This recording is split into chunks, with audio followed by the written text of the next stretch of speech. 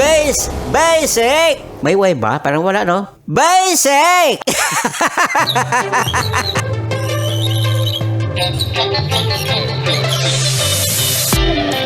Yung sinabihan ka ng, ang ganda-ganda mo naman.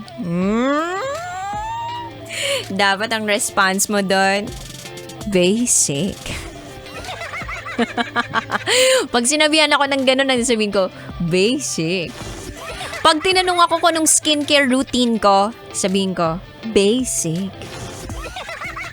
Pag tinanong ako kung anong sikreto ko kung bakit baby face pa rin ako, kung ano yung itsura ko 11 years ago nung pagpasok ko dito sa Love Radio, gumanda pa ako lalo.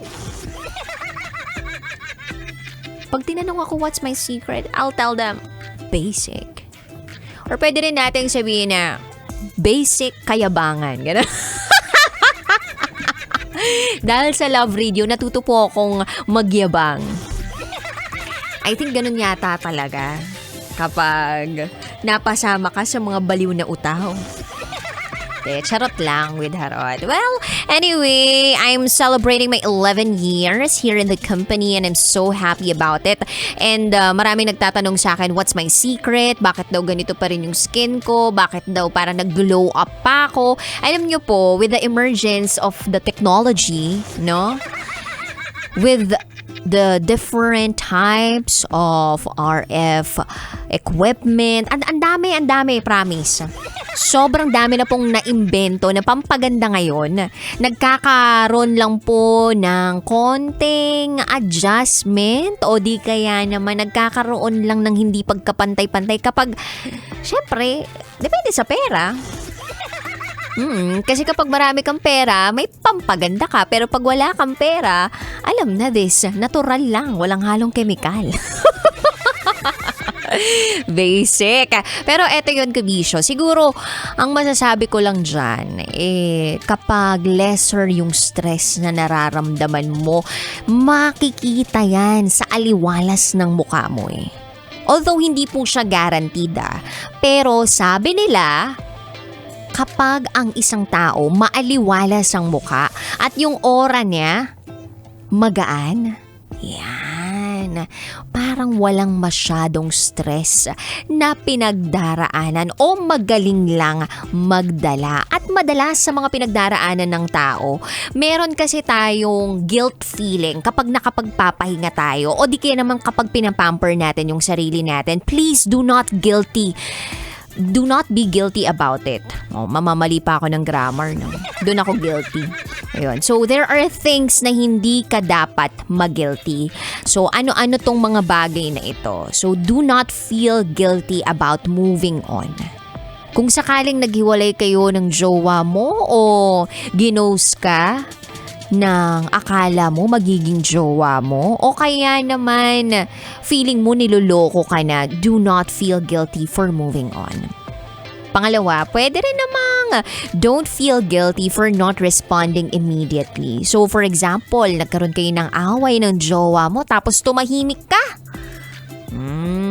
Do not feel guilty about it because you don't have to be accessible to everyone at all times or to anyone at all times. Pwede kang manahimik lalo na kapag merong nakapasak sa iyong bibig. Oh, ano yun? Pagkain, syempre, kasi nga nag-stress eating, diba? Charot, meron ding yung guilt for choosing yourself. So, kapag pinili mo yung sarili mo, do not feel guilty about it. So, sa mga mamas out there, lalong-lalo na Women's Month ngayon, sa mga kababaihan na may mga anak na, kung sakaling mag-break ka for being a mom, or not necessarily na, break to, mommy break. Kumbaga, pili mo lang yung sarili mo, ihabilin mo yung mga anak mo sa mga magulang mo, yan, o kaya sa asawa mo.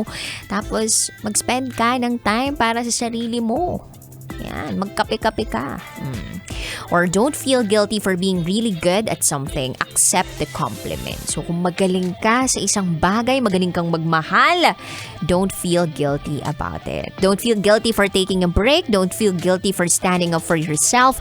Don't feel guilty for saying no to the things that you don't feel good about you. Don't feel guilty for feeling good about yourself, Kabisyo. So don't feel guilty about choosing yourself and taking good care of yourself, Kabisyo. Kasi dyan ka mag-glow, dyan ka alam mo yun, dyan mag-radiate yung pagka-stress-free mo. Ayan, pag well-rested ka, Kabisyo. So that is my secret. I'm not guilty. Oh!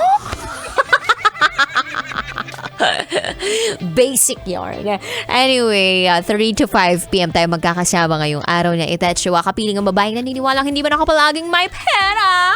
At least, palagi naman akong, maganda. Basic. Yes, your Basa Princess is here, DJ Rakitera.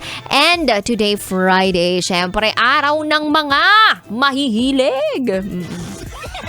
Araw ng mga ma-EL, as in malambing. Kaya naman, sige, nalakasan na ang volume ng radyo because for today's radyo, ibibigay ko na po ang patikem ng DJ Rocky's Secret Files.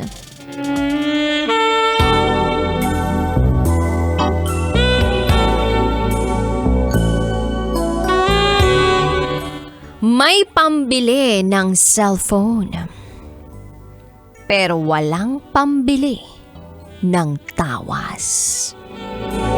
Usapang tawas na naman tayo, mga B. May pambili ng cellphone pero walang pambili ng tawas. So, ibig sabihin, mabantot kaya itong tinutukoy ng SPG Secret File Sender natin. Ang dami na tuloy na curious kung ano ba talaga, para saan ba talaga ang tawas. Nagte-trending ako recently dahil doon sa post ng Love Radio Manila, binasa ko lang naman yung kwento. Nakita mo yon? O kung hindi mo pa nakita, check mo yung Facebook page ng Love Radio Manila. Meron akong lines doon na hinugot o in-extract ng Love Radio Manila. Tapos binasa ko lang yun nandun sa mismong storya, ha. Tapos sabi doon, ay, ang bastos naman yung DJ na to. Hello, bagbastos ka, nakahubad. Charot, darot. Ako lamang po yung tagapagbasa. Anyway, abangan mo yan sa aking pagbabalik. Para sana naman kaya tong tawas na to. Tawas Chronicles pa more. GTG Suloy, BRB is in Bathroom Breaker. So with me, DJ Rocky, and you are listening here sa stasyong number 1 sa mga pet malu na gumapang sa kalsada. 90.7 Law Radio. Kailangan pa bang i-memorize yan? Basic. Up next is SPG as in Super Pagganern Secret File. Sinira ng tatay ko ang pagkababae ko. Siya! May secret affair kami ng office mate ko. Hindi ko matigilan kasi sobrang galing niya sa... Rocky's Secret Files. Secret Files. It's the kind of bleep you never knew existed. Kunwari inosente pero boy naman pala. Rocky's Secret Files. Secret Files. Kailangan pa bang i-memorize yan? Love Radio. Basic!